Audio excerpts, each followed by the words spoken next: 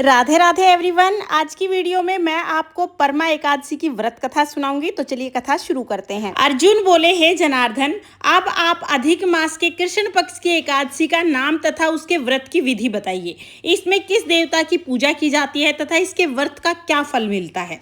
श्री कृष्ण बोले, हे पार्थ, इस एकादशी का नाम परमा एकादशी है। इसके व्रत से समस्त पापों का नाश हो जाता है तथा मनुष्य को इस लोक में सुख और परलोक में मुक्ति मिलती है। इसका व्रत पूर्ण विधि से करना चाहिए और भगवान विष्णु की धूप दीप नैवेद्य पुष्प आदि से पूजा करनी चाहिए। इस एकादशी के विषय में मनोहर कथा जो महर्षियों के साथ काम्पिल्य नगरी में हुई थी, मैं तुम्हें कहता हूँ, ध्यान पूर्वक सुनो।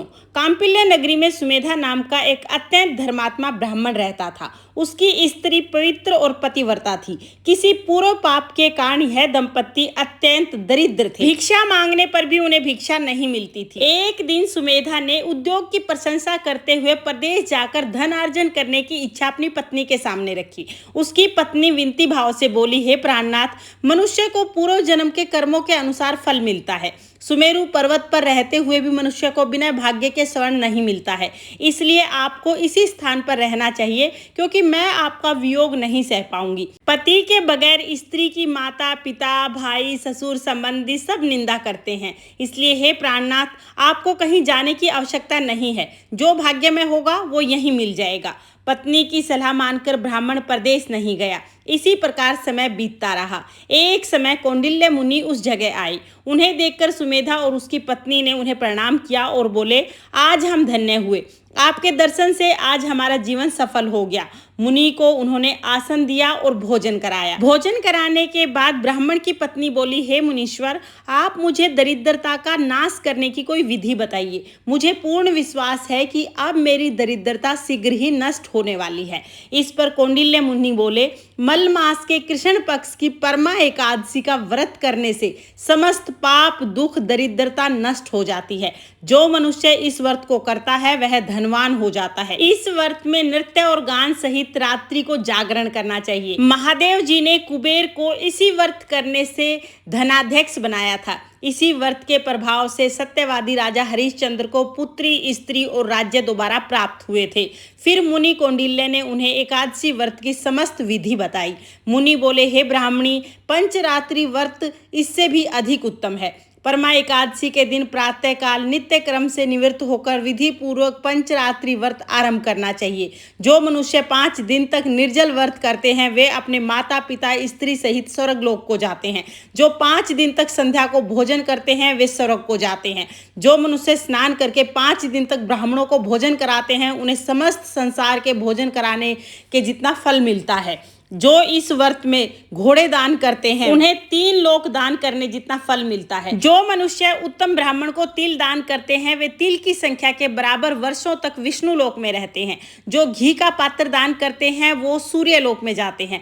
जो 5 दिन तक ब्रह्मचर्य का पालन करते हैं वे देव अंगनाओं के साथ स्वर्ग में रहते हैं। हे ब्राह्मणी, तुम अपने पति के साथ इसी व्रत को करो। इससे तुम्हें अवश्य ही रिद्धि सिद्धि की प्राप्ति होगी और स्वर्ग की प्राप्ति होगी। कौंडिल्य मुनि के कहे अनुसार उन्होंने परमा एकादशी का 5 दिन तक व्रत किया। व्रत समाप्त होने पर ब्राह्मण की पत्नी ने एक राजकुमार को अपनी कुटिया की तरफ आते हुए देखा। राजकुमार ने ब्रह्मा जी की प्रेरणा से एक उत्तम घर जो सब वस्तुओं से परिपूर्ण था रहने के लिए ब्राह्मण को दिया। तत्पश्चात राजकुमार ने आजीविका के लिए एक ग्राम दिया।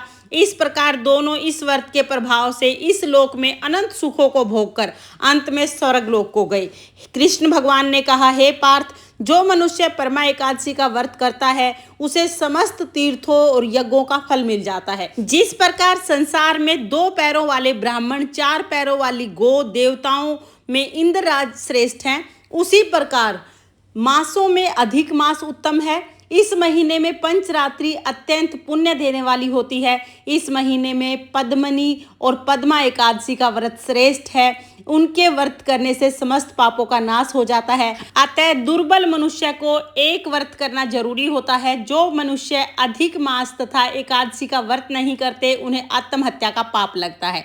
यह मनुष्य योनि बड़े पुण्यों से मिलती है, इसलिए मनुष्य को एकादशी का व्रत अवश्य करना चाहिए। हे अर्जुन, जो तुमने पूछा सो मैंने बतलाया। अब इन व्रतों को भक्ति सहित करो। जो मनुष्य अधिक मास की परमा एकादशी का व्रत करते हैं वह स्वर्ग लोक में जाकर इंद्र के समान सुखों को भोगते हुए तीनों लोकों में वंदनीय होते हैं। हे भगवान, जैसे आपने ब्राह्मण ब्राह्मणी के दरिद्रता का नाश किया, जैसे उनका उद्धार किया, वैसे ही इस कहानी को कहते सुनते हुकारा भरते सबकी दरिद्रता का नाश करना और सबका उद्धार करना।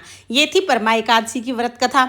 अब इसके बाद हम एक गणेश जी की कहानी जरूर सुनेंगे। तो चलिए अब मैं आपको गणेश जी की कहानी सुनाती हूँ। एक बार एक गांव में गणेश जी का मेला लगा था। सब लोग मेला देखने जा रहे थे। एक छोटी सी लड़की ने जिद कर ली, माँ मैं भी मेला देखने जाऊंगी। उसकी माँ ने कहा, नहीं बेटा, वहां बहुत भीड़ होगी, तुम कहीं गिर पड़ जाओगी, चोट लग जाएगी। लेकिन लड़की नहीं मानी, बोली नहीं माँ, मैं तो मेले में जाऊंगी। अब उसकी माँ ने उसे 2 लड्डू और 1 घंटी पानी दिया और कहा कि 1 लड्डू और पानी गणेश जी को खिला देना, बाकी 1 लड्डू और पानी तुम ले लेना। छोटी सी लड़की 1 घंटी पानी और 2 लड्डू लेके मेले में चली गई। जाके गणेश जी के सामने बैठी और बोली, हे गणेश जी महाराज, 1 लड्डू और पानी तुम्हें, बचा हुआ लड्डू और पानी मुझे। ये कहते कहते सुबह से शाम हो गई। मेला बिछड़ने लगा, सब लोग अपने घर जाने लगे। लेकिन लड़की वहां से नहीं उठी। बोली, जब तक गणेश जी आके लड्डू खा के पानी नहीं पिएंगे मैं तब तक यहाँ से नहीं जाऊंगी। अब लोगों ने बहुत समझाया लेकिन लड़की नहीं मानी। सब लोग अपने अपने घर जाने लगे। गणेश जी ने सोचा कि अगर ये अपने घर नहीं गई तो इसका दोष मेरे सिर लगेगा। गणेश जी एक छोटे से बालक के रूप में आए और बोले, लो तुम्हारा लड्डू खाया, लो तुम्हारा पानी पिया, अब मांगो क्या मांगना है। लड़की सोचने लगी, क्या मांगू? अन्न मांगू, धन मांगू, खेत मांगू, हवेली मांगू, बैल मांगू, खलिहान मांगू, सुहाग मांगू, क्या मांगू? अब लड़की सोच ही रही थी कि इतनी देर में छोटा सा बालक बोला, जो जो तुमने सोचा है वो सब कुछ हो जाएगा, अब तुम अपने घर चली जाओ। लड़की अपने घर आ गई। घर आई तो उसकी माँ ने कहा, बेटा सब आ गए, तुम कहाँ रह गई थी? वो बोली, माँ आपने ही तो कहा था गणेश जी को लड्डू खिला के और पानी पिला के आना। मैं तो गणेश जी को लड्डू खिला के पानी पिला के आई हूँ। अब लड़की ने जैसे ही ये बात पूरी की वैसे ही जो जो उसने सोचा था वो सब कुछ हो गया। टूटा सा झोपड़ा हवेली में बदल गया, अन्न धन खेत खलिहान सब कुछ हो गया। हे गणेश जी महाराज, जैसे आपने उस लड़की की इच्छा पूरी की, जैसे उसके घर को अन्न धन से भर दिया, वैसे ही इस कहानी को कहते सुनते हुकारा भरते सबकी सब इच्छाएं पूर्ण करना और सबके घर को अन्न धन से भर देना। ये थी गणेश जी की कथा। इस तरह से हमारी परमा एकादशी की व्रत कथा पूर्ण होती है। कथा सुनने के बाद जो फूल और तिल हमने हाथ में लिए हैं, फूल हम श्री विष्णु भगवान के चरणों में चढ़ा देंगे। जो भी तिल हैं गणेश जी के विष्णु भगवान के चरणों में चढ़ाएंगे और बाकी बचे हुए तिल हम जल के लोटे में डाल देंगे। ये जो जल का लोटा है ये हम सूर्य देवता को अर्घ देंगे। तो इस तरह से परमा एकादशी की व्रत कथा पूर्ण हो जाएगी। आपको ये व्रत कथा कैसी लगी कमेंट करके जरूर बताना। और अगर ये वीडियो आपको पसंद आई हो, वीडियो आपके लिए थोड़ी बहुत भी यूजफुल हो, तो प्लीज़ प्लीज़ वीडियो को लाइक कर देना। और हम महिलाएं घर में तीज त्योहार कैसे करते हैं ये देखने के लिए मेरे चैनल को सब्सक्राइब कर लेना। फिर मिलते हैं किसी और वीडियो में, तब तक के लिए जय श्री कृष्णा, राधे राधे।